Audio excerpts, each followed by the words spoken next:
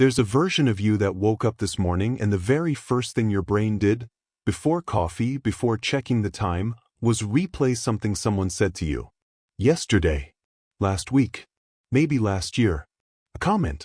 A look. A tone of voice that didn't sit right. And you've been carrying it around like it belongs to you. Like it's yours to hold. It's not. But here's the thing nobody wants to say out loud. The reason other people's opinions have so much grip on you isn't because you're weak. It isn't because you're too sensitive or too emotional. It's because you were never given permission to let go. You were raised in a world that rewarded approval, that gave gold stars for fitting in, that punished anyone who stood too far outside the line. And so your nervous system really learned deep down, that what other people think of you is information about whether you're safe. That was useful once. It is absolutely destroying you now. Today, that changes. Not with a pep talk. Not with a motivational poster.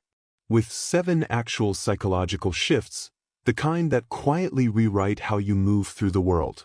Starting today. Before we get into it, I need to say something that might sting a little. Most of the pain you feel around other people's opinions, you're creating it, not them. Think about the last time someone's words wrecked your whole day. They said something, you walked away, and for the next 6 hours, you were in a mental courtroom, building your case, rehearsing what you should have said, imagining what they must think of you now. And they probably forgot what they said by lunch. You handed your entire afternoon to someone who moved on in 10 minutes. That's not a character flaw. That's a pattern. And patterns can be broken. Law number 1. Their opinion is not your data. Here's the first shift, and it's a foundational one. You've been treating other people's opinions like they're information about you. They're not. They're information about them.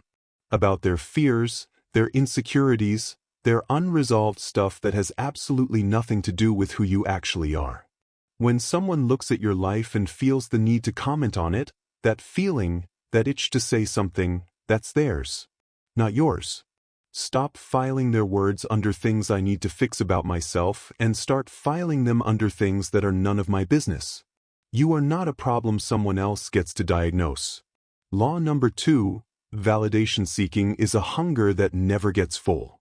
Here's the brutal thing about needing other people's approval. It works like a slot machine. Sometimes you get it. You post something and people respond. You say the right thing and someone nods. And your brain lights up and you think, I'm okay. For now. But then you need it again. And again. And the amount you need keeps climbing because external approval was never designed to fill an internal hole.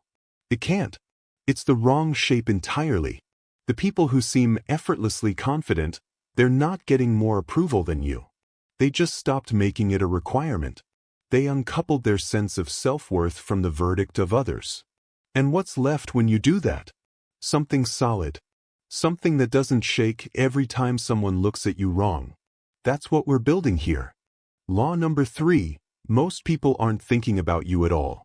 I know this one sounds harsh, but I promise it's actually freeing. You know that moment where you leave a room and suddenly you're convinced everyone's talking about you? Analyzing you? Judging what you said? They're not. They went home and started worrying about what they said, what they looked like, what someone else thought of them. Every single person is starring in their own movie. And in most of those movies, you're a background character with 2 lines and no close-ups. The ego wants to believe we're being watched. But the truth is so much more liberating. You are mostly invisible to people's inner lives. Which means you are so much more free than you've been acting. Walk like it. Law number 4. Approval from the wrong people is a punishment in disguise. This one cuts deeper, so stay with me. Not all approval is good. Let that land. If you are constantly twisting yourself, your words, your choices, your personality, to get the approval of people who don't actually align with who you are, what are you really winning? You get their nod, sure. But you lose something else. The sense that you're being real. That the person standing in the room is actually you. Some people in your life are never going to fully approve of you. And that's fine. That's not failure, that's incompatibility. The problem is when we treat incompatibility as a verdict and spend years trying to win a case that was never ours to win. Stop auditioning. Start existing. The people who are meant to be in your life, the real ones, they'll find you when you stop performing. Law number 5. The antidote is doing the thing scared. Here's what nobody tells you about confidence. It is not the absence of fear. It is not some magical state you arrive at before you take action. It comes after. You do the thing scared. Shaky voice and all. Uncertain, maybe even a little ridiculous. And you survive it. And your nervous system files that away. Oh, we lived. And the next time it's a little easier. And the time after that easier still. You will never think your way into not caring what people think. You have to act your way there. Post the thing. Say the unpopular opinion. Wear what you want. Take the job. End the relationship.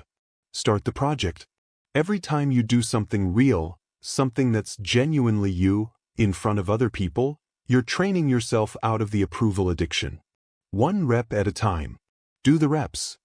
Law number 6. Build an identity that doesn't need a crowd to hold it up. This is the internal architecture work. And honestly, it's the most important one. Ask yourself, when you strip away what everyone else thinks of you, what's left? What do you actually believe? What do you actually value? What would you choose if literally nobody was going to know about it? That's you. That's the signal underneath all the noise. Music. Most people have never sat with that question long enough to get an answer. Because getting quiet enough to hear your own voice is uncomfortable when you've spent years drowning it out with other people's. But here's what happens when you do that work. When you actually know, really know, who you are and what you stand for, other people's opinions stop being threats. They become suggestions. And you get to decide which ones are worth considering. That's not coldness. That's groundedness. Law number 7. Let your life be the answer. The last law is the simplest and the most powerful. Stop explaining yourself. Not because other people don't deserve an explanation, but because the right people, the ones who matter, they'll understand by watching you live, by seeing the choices you make, by witnessing what you build. Your life is the argument, not your words, not your defenses, not your carefully crafted justifications. The people who really get you will get you through your actions. The people who don't, no amount of explaining will ever close that gap. You could talk for 1,000 hours and they'd still walk away with the version of you they decided on before you opened your mouth. So stop talking. Start living.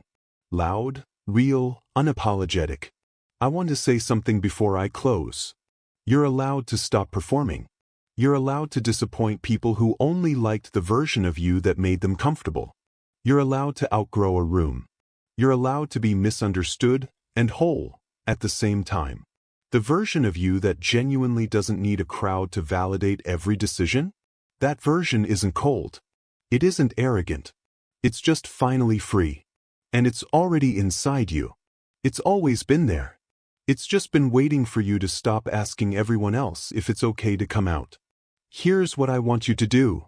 Not tomorrow. Right now. Think of one thing you've been holding back. One decision, one choice, one version of yourself, because you were waiting for someone to approve it. And take one step toward it today. Not because you're fearless. Because you're done waiting. The world doesn't need another version of you that's been edited down for mass approval. It needs the real one. Go be that.